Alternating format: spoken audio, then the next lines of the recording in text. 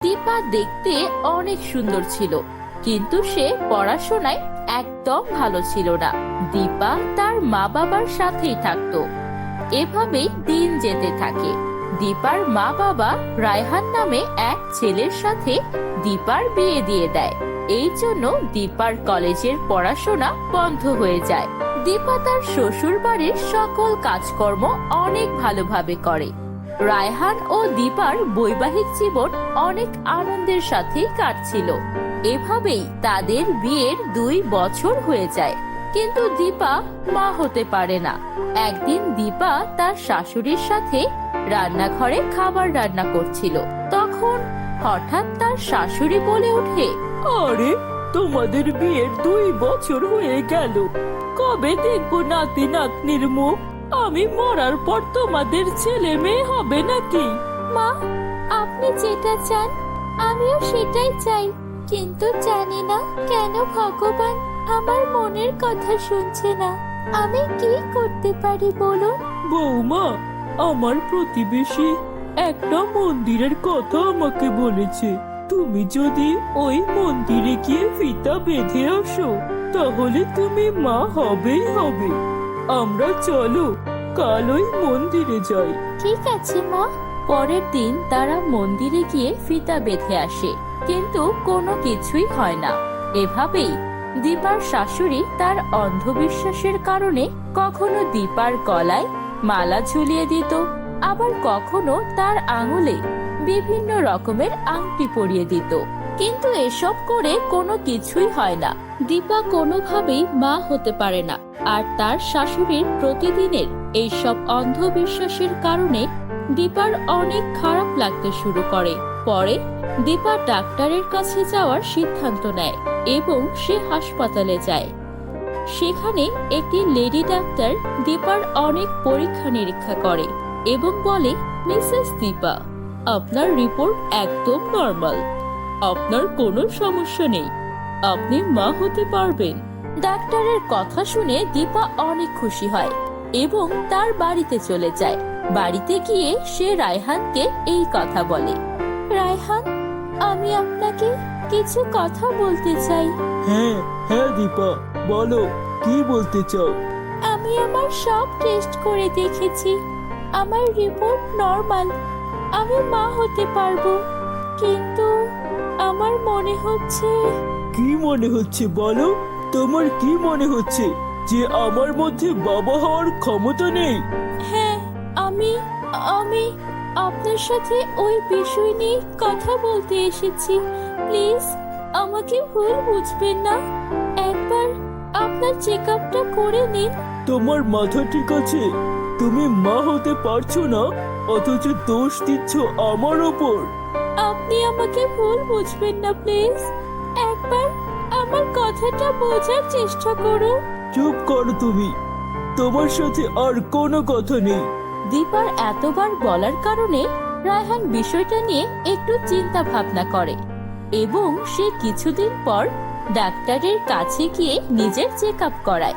তখন ডাক্তার রায়হানের সব রিপোর্ট দিয়ে রায়হানকে বলে, মিস্টার রায়হান, আপনার সমস্যা হয়েছে, আর আপনার সমস্যার জন্যই আপনি কখনো বাবা হতে পারবেন না।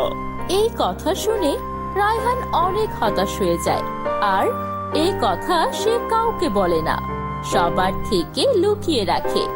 এভাবেই দিন কেটে যাচ্ছিল। রায়হান সত্যিটা লুকানোর জন্য একটা প্ল্যান করে এবং সে প্রতিদিন দীপাকে বিভিন্ন রকমের চকলেট এনে দিত এবং দীপা সেই চকলেটগুলো খেত। বেশি বেশি চকলেট খাওয়ার জন্য দীপা ধীরে ধীরে মোটা হয়ে যায়। এভাবেই একদিন রায়হান ও দীপা তাদের ঘরে শুয়েছিল। তখন রায়হানের ফোন বেজে ওঠে।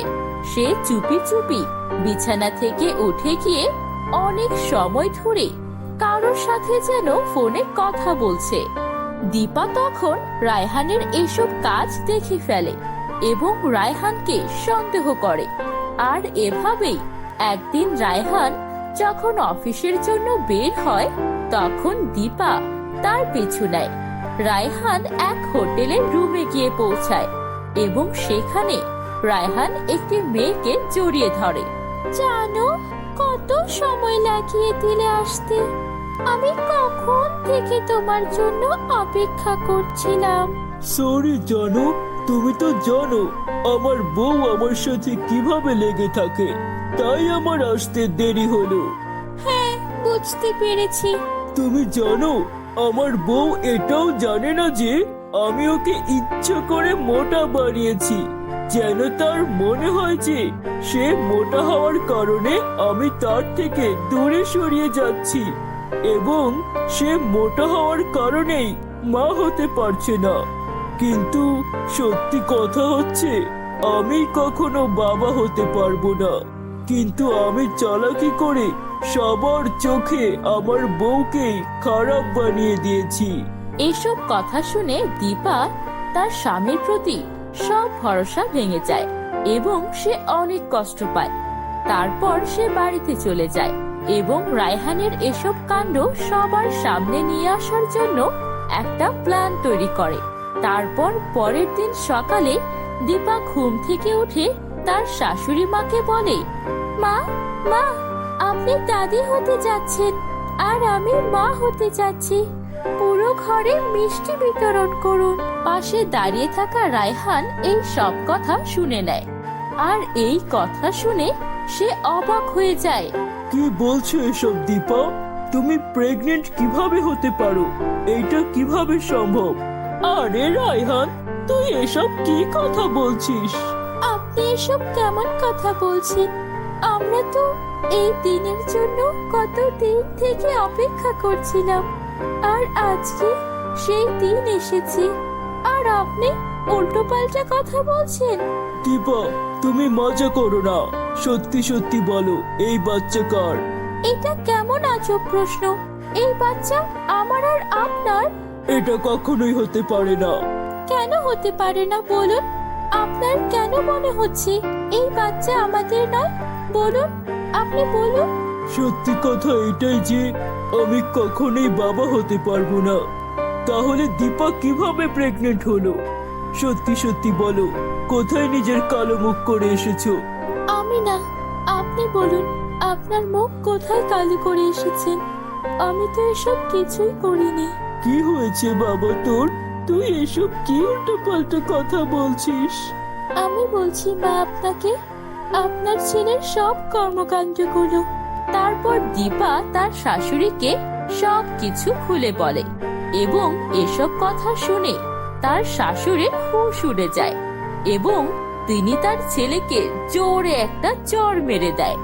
আরে শরম করে না তোর এসব কাজ করতে? আমি কি তোকে এইসব শিক্ষা দিয়েছি?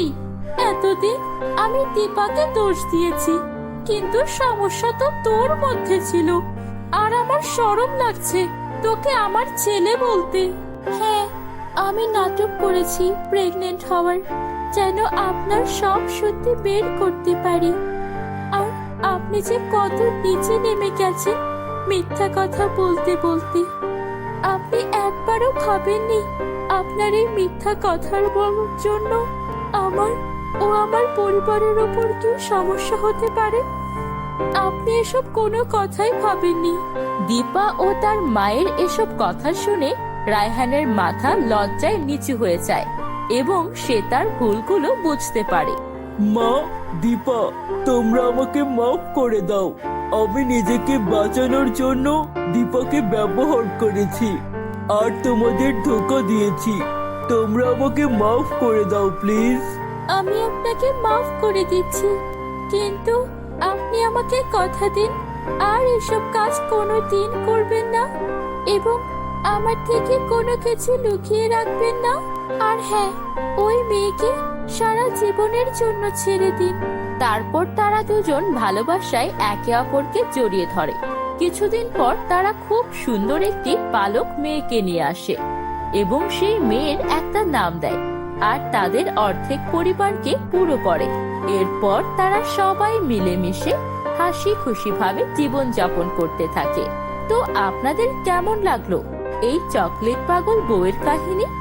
আপনাদের আশেপাশে আছে নাকি এমন কোনো বউ যার স্বামী তাকে চকলেট খাইয়ে খাইয়ে মোটা করে ফেলেছে? তো বন্ধুরা, এই ছিল আমাদের আজকের গল্প। গল্পটি তোমাদের কাছে কেমন লাগলো? ভালো লাগলে অবশ্যই লাইক করো। আর যদি আমাদের পমপম টিভি চ্যানেলের নতুন সদস্য হয়ে থাকো তাহলে অবশ্যই সাবস্ক্রাইব করে নিও। এরপরে কোন গল্পটি শুনতে চাও কমেন্টে লিখে জানিও। সবাই ভালো থেকো, সুস্থ থেকো। আল্লাহ হাফেজ।